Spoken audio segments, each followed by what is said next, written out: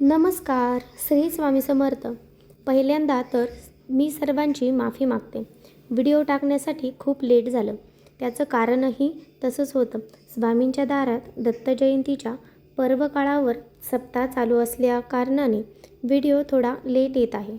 हा गुरुवार तर खूप खास आहे, कारण आपल्याला मार्गशीर्ष महिन्यातला गुरुवार आणि दत्त जयंती पण आली होती आणि त्यातल्या त्यात पौर्णिमा पण आली होती. मग काय, महिलांसाठी खूप छान दिवस होता.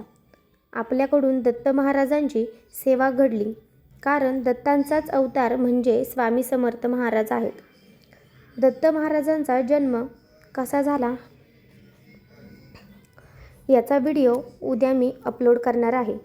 सर्वांनी नक्की पहा. व्हिडिओ आवडल्यास शेअर करा. आणि या गुरुवारी माता लक्ष्मीची सुद्धा सेवा झाली. ज्या ठिकाणी पतीला मान त्या ठिकाणी पत्नीसुद्धा जात असते.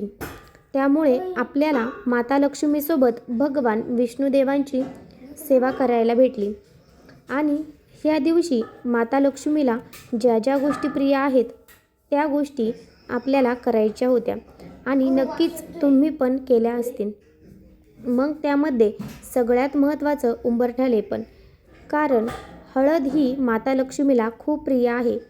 त्यामुळे आपण हळदीचे लेपन करून उंबरठा सजवित असतो.